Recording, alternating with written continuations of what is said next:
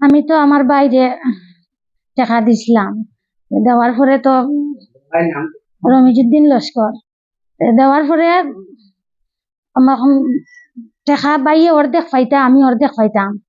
অর্ধেক দেওয়ার গিয়া আমার বাইয়ে দিতে চাইন না, বেজান তাই অসুবিধা হতা হতা বেজান দেখায়। আমার মায়ের রিকোয়েস্ট করেন, আমার বইনে রিকোয়েস্ট করেন, সবে রিকোয়েস্ট করেন বারবার যে তুমি ছোট বোনের টাকাগুলো খেনে আটকাইলা দিলাও, তুমি তা করিও না, এটা জিনিস বালা না দিলাও। এরপরে তাই কেউর কথা মানুন না, পরে আমি বাধ্য হইয়া আর কি আমি নিজে তখন ফরের করে আসি হিসাবে তো বেজান আমি অসুবিধাতে আছি, আমি বাধ্য হইয়া আমি বিচারের কাছে গেছি গিয়া বারবার অনুরোধ করছি যে আপনারা আমার বাইরে বসাইয়া একটা বিচার সভা করেন যে কিরকম আমার বাইয়ে টাকাটা আটকাইয়া দেন না। এরপরে বিচার সাপেক্ষে আমার বাইয়ে টাকা তাইন কইছেন, বিচারিয়ে কইছেন আচ্ছা 37 লাখ টাকা, তুমি 10 লাখ টাকা তুমি বই ছাড়ি দাও, তোমার বাইয়ে কইতরা দিতা না। আচ্ছা আমি ঠিক আছে, আমার বাইয়ে 10 লাখ টাকা বেশ নিয়েছেন, ঠিক আছে, আচ্ছা আমি বাধ্য হইয়া মানছি। এরপরে টাকা তাইন দেওয়াত গিয়া তাইন টাকা দেই না। পরে আমি বারবার ফোন করলাম, ভাই টাকা নো দিতাই 20 লাখ টাকার চেক নো আপনি কইলা কালকে দিতা, এখন দেই না কেনে, এখন ট্রান্সফার দিতা কইলে এখন তুমি দেও না কেনে, আমি আইতাম নি। আমি গিয়া দলাইত গিয়া 2-2.5 ঘন্টা বইছি, আমার বাইরে অপেক্ষা করছি, আমার ভাই কলে কলে চুপি চুপি আইসন, কোনবা ফোনও সুইচ অফ করে দিছেন, আর পাই না তানে। এরপরে আমি কিতা করতাম, কোনো উপায় না পাইয়া আমি আবার আমি গরু আইছি, আইয়া আমি বারবার কই ভাই তুমি 200 জন মানুষের সামনে বরিয়া গেলা যে আচ্ছা আমার বোন দিয়ে আমি 20 লাখ টাকা আমি দিলাইমু, কিন্তু দেওয়াত গিয়া তাই দেই না। এরপরে আমি লস্কর স্যারের কাছে ও বিগত 3-4 দিন আগে একটা এফআইআর দায়ের করছি গিয়া যে স্যার ওলা ওলা আমার ভাইয়ে পয়সা দিতা কইয়া দেই না, দলিল থানা আমার ভাইয়ে পয়সা দিতা কইয়া দেই না, আর আপনারা ওটা তদন্ত করিয়া ওগু জেলা শেষ হইলা শেষ করিয়া দিই। এরপরে পরে আমার স্বামী ও কেসের লাগে ধরা যাওয়া আওয়া করেন। এরপরে আমার ভাইয়ে মানে কিরকম খবর পাইছেন বা পুলিশে জানাইছেন জানি না, খবর পাইয়া এখন তাই ও মানে আমার স্বামীর উপরে এখন পাল্টা মিছামাছি একটা লাগাইছেন যে জিনিসটা ফাতলা কর্তা করে। আমি প্রশাসনের কাছে আমার বিনম্র অনুরোধ যে আপনারা সবাই ওটা সমাপ্ত করে দেবার লাগে। মানে ও তো মানে ভারতমালা প্রজেক্টর টাকা, জি আমি মানে আমার আপন ভাই মানে বিশ্বাস করি আমার বাইরে কাউন্টে টাকা ঢুকাইছিলাম করি, ওটাই আমার দোষ। প্রশাসনের কাছে আমার বিনম্র অনুরোধ। অত্যন্ত দুঃখের বিষয়, বিগত কয়েকদিন পূর্বে আমার ফিমেল রুস্তানা বেগম লস্কর তান আপন সৎ ভাই হাজি রমিজউদ্দিন লস্কর সপ্তগ্রাম নিবাসী রমিজ মাস্টার, একজন তাই বিএসসি মাস্টার, তান প্রতারণার শিকার হয়েছেন আজকে আমার ফিমেল। অত্যন্ত দুঃখ লাগে কইতে যে আমার ফিমেল আমার কাজটা কিয়া বৃহৎ আকারের পয়সা নিয়া তান আপন সৎ বড় ভাই রমিজউদ্দিনের কাছে, রমিজউদ্দিনের সঙ্গে সহযোগিতায় সামান্য জমিন কিনছেন এবং দ্বিতল একটা ভবন নির্মাণ করছেন ইসলামাবাদ।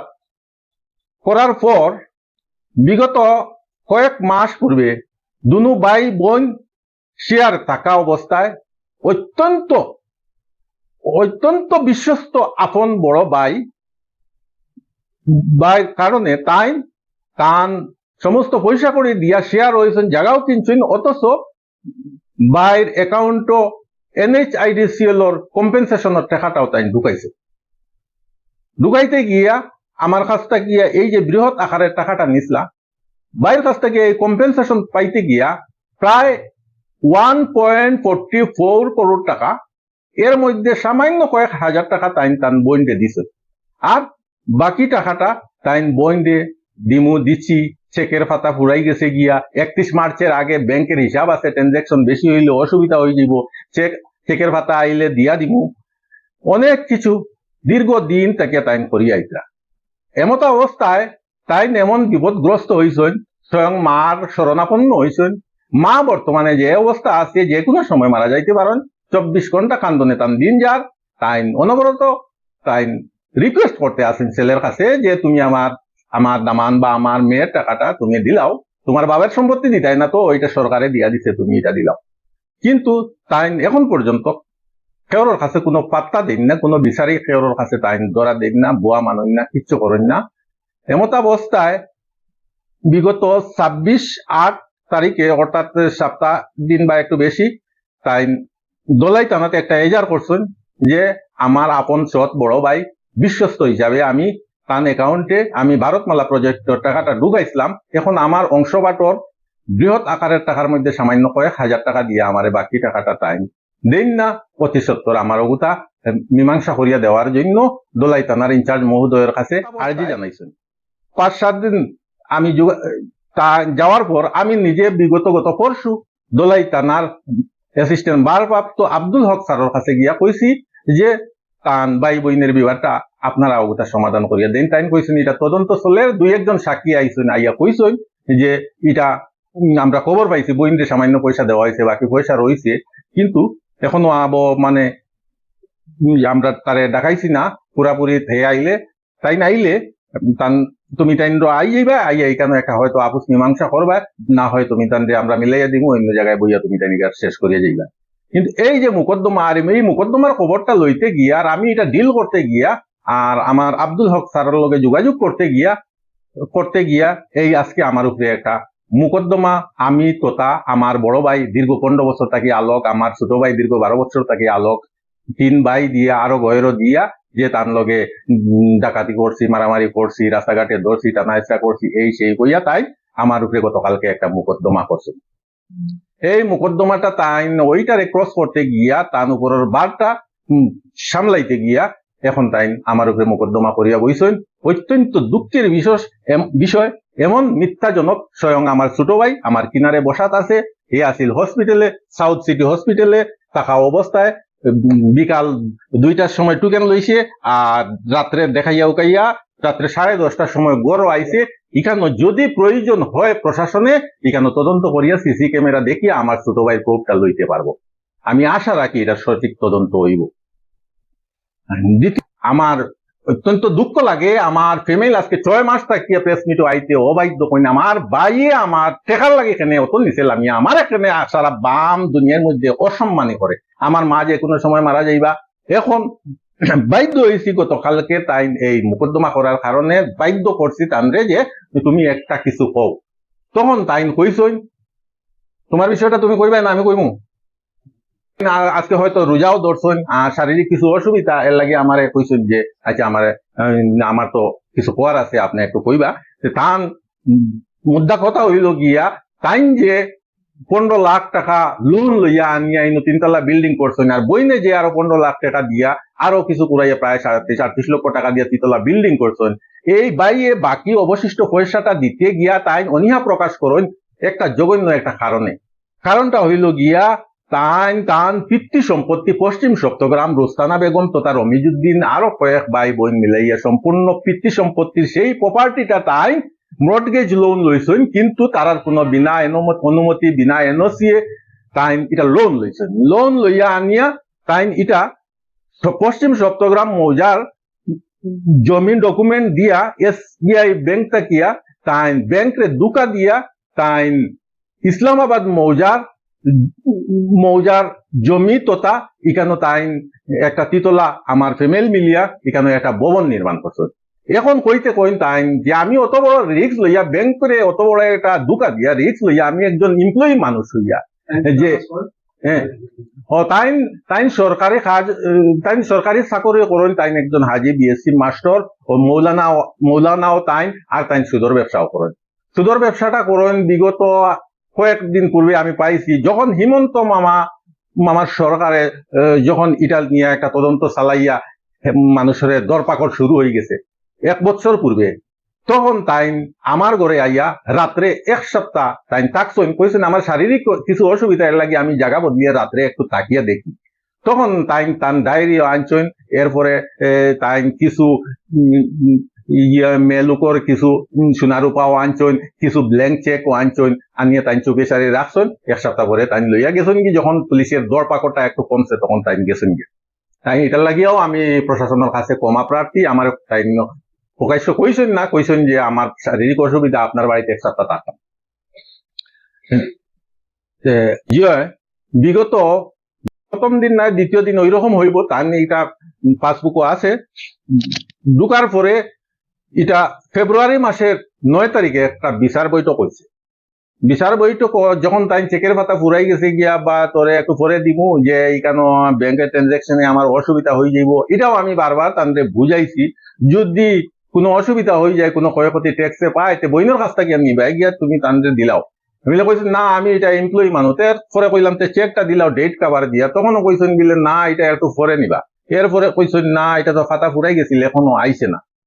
দেখুন কথা হইল গিয়া এই সপ্তগ্রাম জিপির মধ্যে বাল্লু মেম্বারের বাড়িতে প্রায় 200 বা এর চেয়ে বেশি মানুষ, ছোট বড় অনেক মেলুকও আসলা, আমার ফ্যামিলিও আসলা।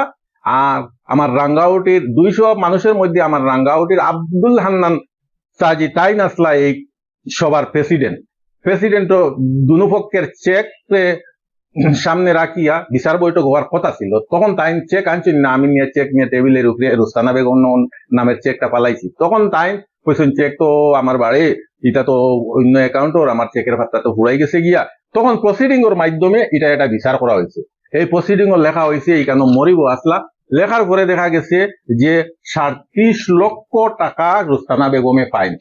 আর এটার হিসাব আমি নিজে এডিট ভেরিফাই করছি। এই টাকাটা রুস্তানা বেগম মারফতে আমি নিজে আমার মেহনতের গাড়ের খামাই আমি তার কাছে দিছি। তাই তার আপন বাইরে পৌঁছাইছেন, গড় লইছেন বা কায় করছেন, যা কিছু করছেন সম্পূর্ণ করছেন।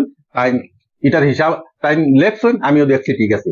তখন তাই কইছেন বা আমি নিজেও কইছি, 200-250 মানুষের সামনে কইছি যদি 10টা টাকার কোনো বেশ সময় তাহলে 1 টাকাও লাগতো না।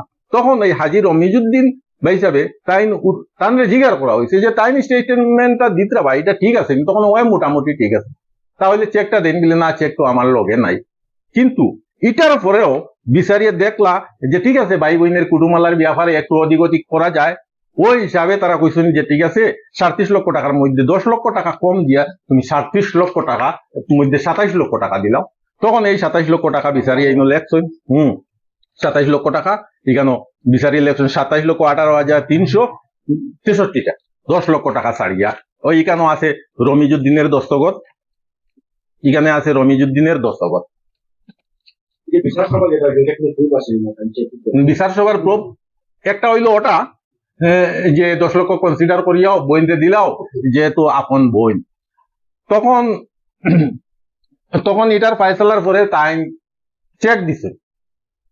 চেক দিলে বিচার সাহিবস্তে তাই বিচার সাহিবস্তে এখানে চেক রাখা হয়েছে। চেক দিয়ে আবার তাই কইছেন যে চেকটা তারারে দিবা না, তারা কেন কষ্ট করতা, এখানে তাই অ্যাকাউন্ট পে লেখেও দিছেন, এখানে আপাতত নগদ দিবা না।